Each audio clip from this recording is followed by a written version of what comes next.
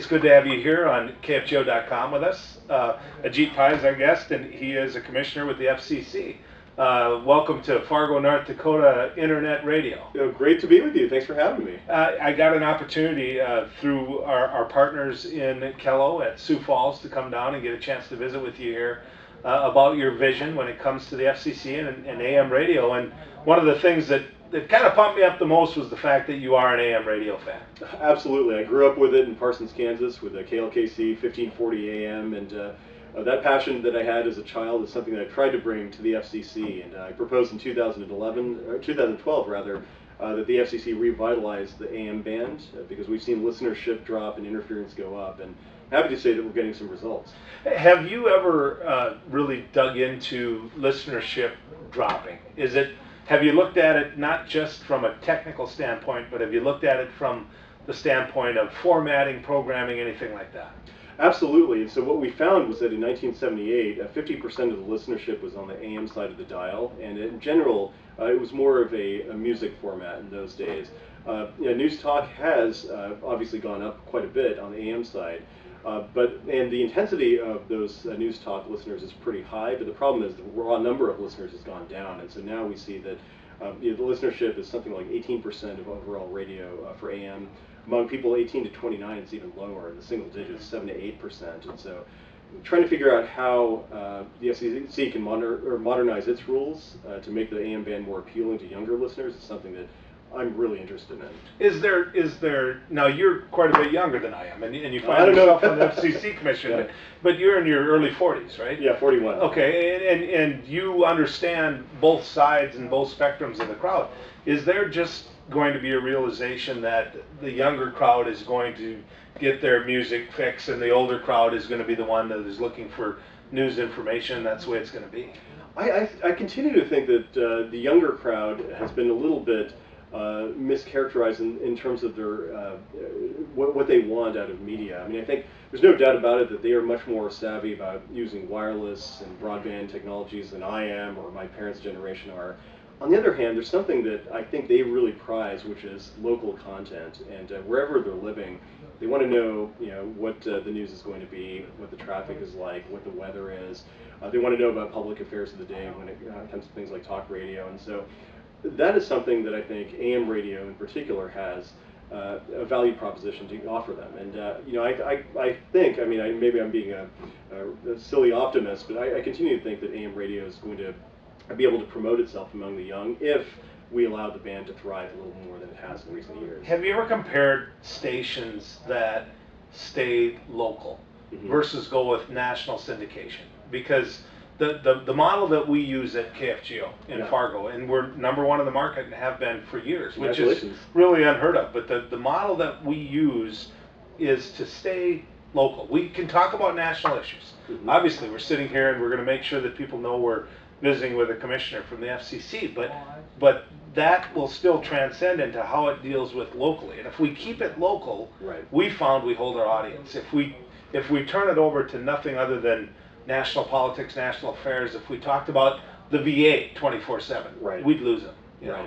So have you ever looked at how in the pockets of the world that you're looking at, coming from Kansas, you're just like us. I mean, have you ever looked at, if you stay local, how that affects you? Absolutely, and that's one of the things I love about broadcasters, and radio in particular, is that by and large, the people who have decided to forego the sort of homogenous national content in favor of what matters to their actual listeners, it should seem obvious that that's a better business to be in, but that's one of the things that we're finding in the marketplace, is that what differentiates broadcasters is their ability to be local, when other communications media don't have the ability to replicate that. And that's what people want to hear, I think, at the end of the day, and that's what they want to listen to. And that's something that I think speaks well of your station and all the stations across the country who are embracing that model of doing business. How are the people that you regulate getting and understanding that this is the new transistor radio, that I can, my brother sitting in Kuwait right now can pull up KFGO at KFGO.com and just listen to any programming that we have and listen to our show. How much is that affecting the industry that you're regulating? Oh, it's tremendous. Smartphones, tablets, all the other mobile devices that people are using now, That's a really big challenge for broadcasters, but it's also a big challenge for us in two ways. Number one, we have to make sure that we make enough spectrum available so that all those communication signals can travel wirelessly, whether it's licensed services like your wireless carrier or unlicensed services like Wi-Fi. And the other challenge for us is making sure that we understand that broadcasting, the rules that govern broadcasting have to be flexible enough to allow you to take advantage of it. And so whether it's allowing a broadcaster the greater flexibility to have a digital platform, that's something that we need to embrace, because the days are long gone, as you well know, when you could just sit in a room, broadcast the signal, send it out across the tower, and that would be the end of your day. I mean, now there's a whole new aspect to the business when it comes to digital and advertising that people are going to have to figure out.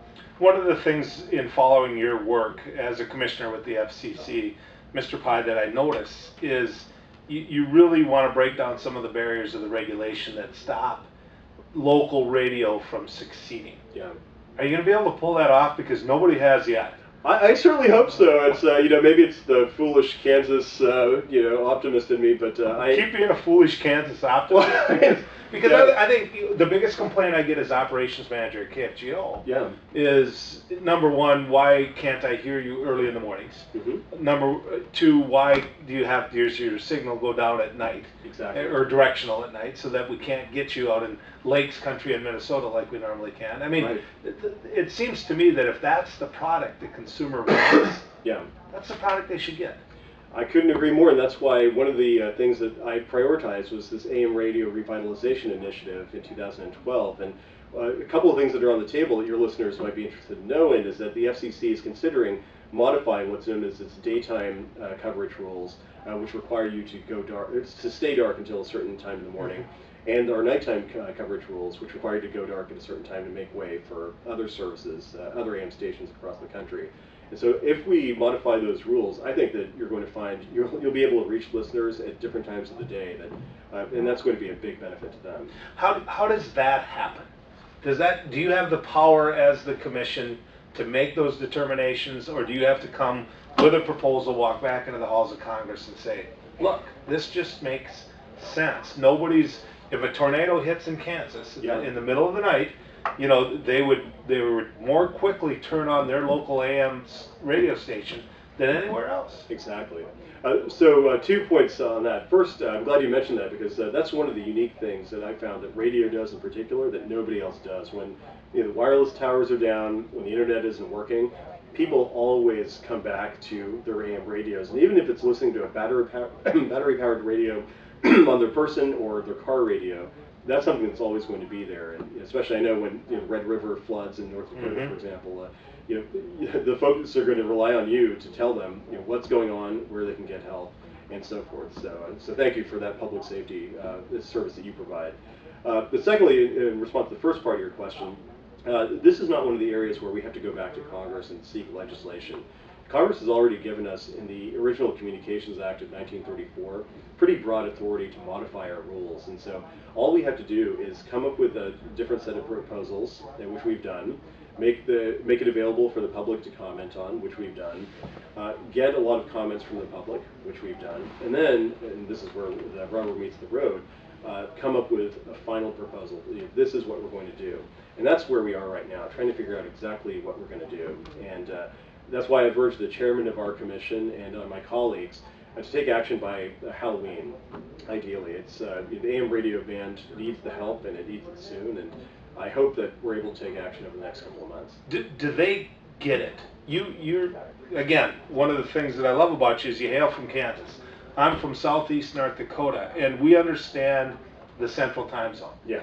Do the people that you have to work with, I mean, your background goes from Harvard to University of Chicago and so you've lived in their world, and you now call Arlington, Virginia home, but it doesn't take the Kansas out of you. It's there. Okay, so when you talk to these folks about what the middle of this country want, demand, do they get it on the East Coast in this country? I think my colleagues definitely do. I mean, they appreciate the fact, because they travel the country just as I do. And so they meet with people in the Midwest and other remote parts of our nation who tell them what I hear all the time and what I've lived, which is that the principle of the Communications Act, which the FCC administers, of universal service, which means that every American should have access to communications opportunities, whether you live in Aberdeen or Arlington, whether you live in Fargo or Washington, D.C. I mean, that is a core principle that has to mean something in the 21st century just as it did in the 20th. And so it's important for us not to create a digital divide where people who live in these dense urban areas on the East Coast or the West Coast can take it for granted that they can surf the internet wherever they want on whatever the device they want, but they ignore what they derisively call the flyover country. And one of my concerns is that in small towns like mine, we have to persuade young people to stay in communities like that, to create, to take jobs and to create jobs. And you can't do that if there's no internet access there, if there's no wireless access there, if the broadcasters go out of business because no one's listening to them or watching to them. And that's something that I evangelize a lot in Washington, and I'm sure people are sick of hearing about it, but it's important. I mean, this is not, this country is not made up of coasts alone. I mean, it's made up of a vast swath of rural America that does a lot of great things for the country. Well, when you look at what Congress did, my home country, what they did was they put money into the rural telephone cooperatives to make sure we get broadband, to make sure that we do some of those things.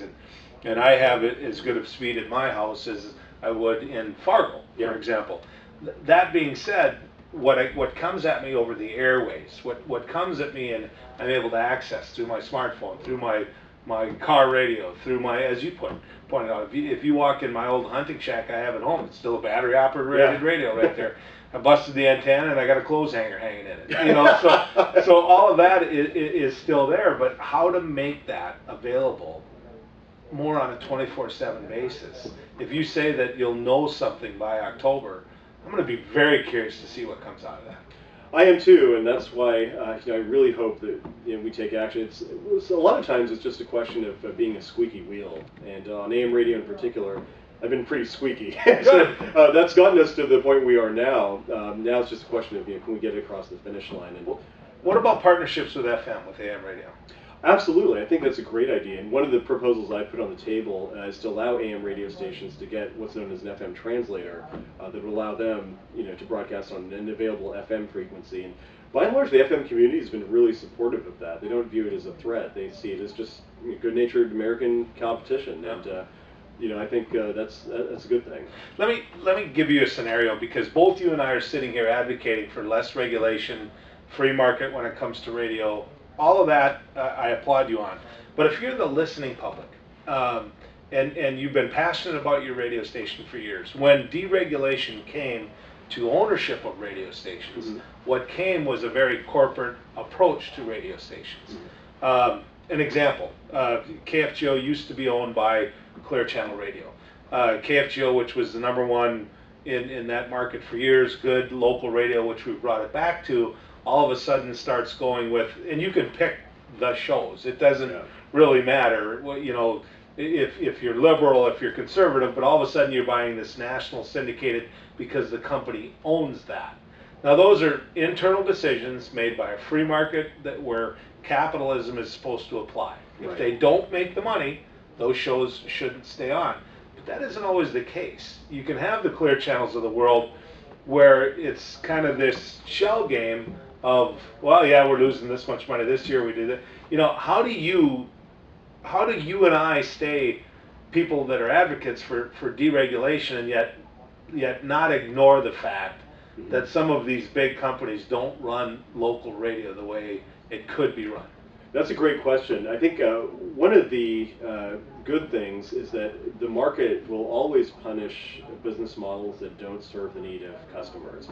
Whether it's a small restaurant or whether it's a big company, they have to meet the needs of their customers. And so if there is a company that takes over a bunch of radio stations in a local area and just gives them essentially the same undifferentiated gruel that they serve to a variety of markets around the country, then the market's going to punish that company by they won't listen to the radio stations, they won't watch the TV stations, etc. And so I think that the market, generally speaking, is pretty good at figuring out, the local market is pretty good at figuring out who's meeting their needs and who isn't. And so by and large, that's the approach that I take, is not to try to have the FCC figure out in every single market across the country, it's a pretty big country, who's doing a good job and who's not, and punishing them accordingly, but just letting the market sort that out, and hopefully that ultimately benefits the listeners. Commissioner Pai, what's next for you? You've got quite a resume here.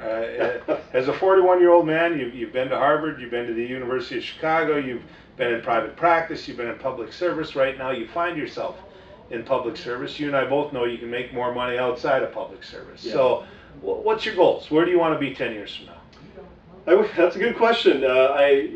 My first priority is not professional success, it's just being a good dad. I have 2 kids under 3, and there's nothing more humbling than that, realizing that you hold in your hands, sometimes literally, the future of these 2 young kids. And so I just want them to, in 10 years, to be healthy, happy, well-adjusted kids. And if that happens, then whatever else happens in my career, it doesn't really matter to me as much. But when the term is up, I haven't really thought about what's going to come next, to be honest with you. It's Kansas politics interest you? I love Kansas. I love the state dearly, but the politics I leave to the more experienced and wiser folks like yourself, like your sister. You'd be good at it. I would. You would be good at it. No. Don't rule it out. Oh no, I appreciate it, but as you know all too well, I mean the political environment right now is.